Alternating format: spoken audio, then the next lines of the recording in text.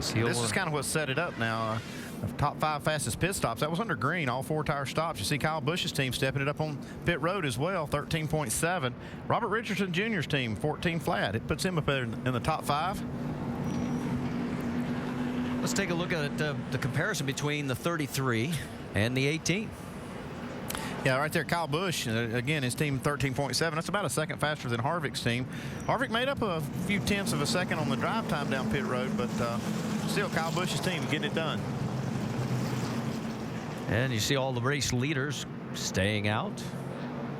Green flag waving, meaning pit lane's open. Keselowski thought about it. Let's listen in on Kyle Busch's radio. What are you mad at me about, Jeff? That come to pit road too good? Yeah. I mean, it was legal. You got a lot of space up on that 60. Just don't need to push, you know. We can do that when we really, really need it.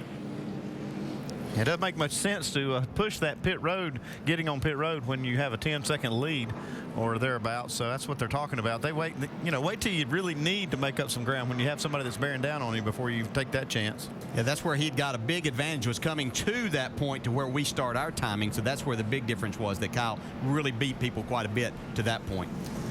Well, as we get ready for a break, and you see it the first two, you got Kevin Harvick, Kyle Busch. Between them, 62 Nationwide Series victories. 34 by Harvick, 28 by Busch. And as we get ready for that break, let's go over the wall with John Busolo, the front tire carrier for Eric McClure. This is the last round of pit stops. All right, boys, here we go. Here we go. Right here. Okay. Got there a little busy on pit road. It's all right. Get tire on there. Old tire back to the wall. Grab my fresh tire. Might have a little delay here. Wait for Rich to come around. Get it full. Index. Get that grill screen nice clean. All right. And he's off. And John's winded. Well, you can just see how much coordination it takes right there between all the crew members when you make those stops. I mean, that's a lot of work being done in a very short amount of time. Right behind Eric McClure is Justin Allgaier. He is the Aaron's lucky dog, as I think that was a plastic bottle that just came out of his window screen. They just gave him the one to go, and you can see a lot of guys are taking advantage of this. Vince?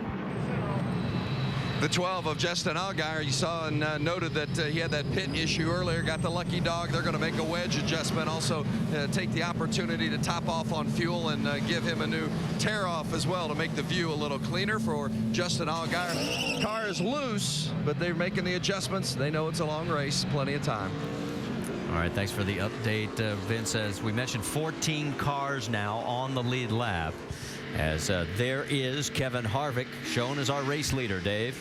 And he has a choice on which line he would like to restart in. Last time, Kyle Busch had the choice. Here was a discussion between Harvick and crew chief Ernie Cope about which one to pick.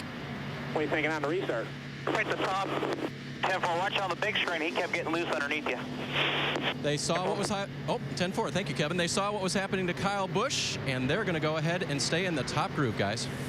You like that call there, driver? Well, that's what worked for him last time. He was making that work. He had the lead when the caution came out. They were putting on a great battle there. Side by side, they were almost 3 laps worth of side-by-side racing. So I think that I would have to make that work, try to make that work again. All right, let's reset it for you. You've got Kevin Harvick, your leader. Kyle Busch, second. Casey Kane, Matt Kenseth. Then it's 5th, Brad Keselowski. 6th, Mike Bliss. 7th is Mears. 8th, Leffler. 9th, Reagan. And Joey Logano rounds out your top 10. They come through the turn 4 area down the front stretch, and green flag flies, and look at Kyle tucking right back in behind the 33. Well, this time Kevin Harvick gets to control the restart, so he can go actually before the 18, so he gets the advantage now coming off the corner on the bottom of the racetrack. Casey Kane on the underside of the 16. It looks like we're going to try and do this 3 wide coming down the backstretch. It looks like Keselowski wants to stick his nose in there. Can't get it done. But now comes up alongside the 10. Here comes Casey Mears in the 29 trying to follow. Yeah, Casey Kane didn't have much choice there, but to back out, he was kind of the middle part of that sandwich, and not a good place to be here at Texas. Up front, Harvick maintains the race lead over Kyle Busch. Busch has led 52 laps. Harvick has now led 6. Now you see Harvick, if he can keep this lead, he can keep that 18 car running in some dirty air. And he's going to probably fight pretty hard to keep the lead. Here, I think here comes the lead. Oh, and he's twitching, and he manages to hold on, and Kyle takes the lead from Kevin Harvick coming out of 4. Yeah, it looked like Harvick got into turn 3. His car washed up right in the center of the corner. Opened the door a little bit for Kyle Busch, and he took advantage. In 3rd place is Matt Kenseth, and they're all about equally spread out there, as you can see from that view. Let's go back and show you another look at this, because Kyle, for just that split second, was awfully loose. Look right there. You can see Harvick just couldn't get his car to stay down. Kyle Busch really just driving the wheels off of that thing. You can see him wiggling the front tires back and forth. He knew that was his opportunity. He had to clear Harvick before they got off of turn 4.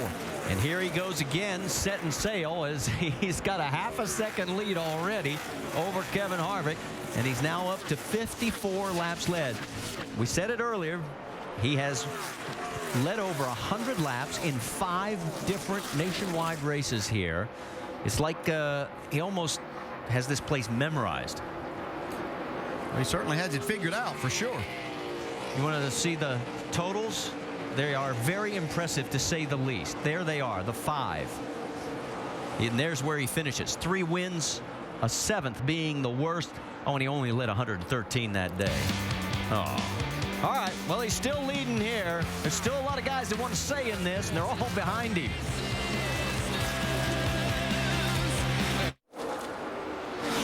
Only 3 races remain, and Jimmy Johnson holds a commanding lead in his quest for an unprecedented 4th straight championship.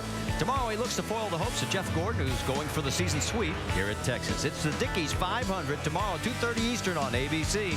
Coverage begins with NASCAR Countdown.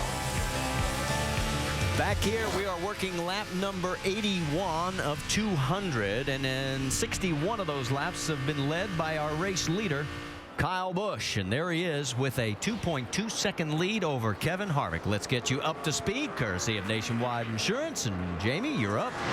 Well, just a couple moments ago, we saw crew chief Jason Ratcliffe for Kyle Busch talking to the NASCAR official. Apparently, NASCAR was warning them to maintain your line choice. Now, the spotter, Jeff Dickerson, crew chief, they're all kind of confused because they never heard a warning and they've never really heard of that. So they're talking to their driver and trying to figure it out right now. Meanwhile, the 18 continues to dominate right now, looking for his 8th win this season. Dave? Kevin Harvick running second, gathered himself back up after almost spinning out in turn 3. We know Delana Harvick is the listed owner on this car, but Kevin is also obviously involved in the ownership. So I asked his crew today, how often is he in the shop? They said every single day, but he does not micromanage. General Manager Rick Torelli, crew chief Bernie Cope, he lets us do our jobs, but he's there and he has input, and so does Delana. Jamie?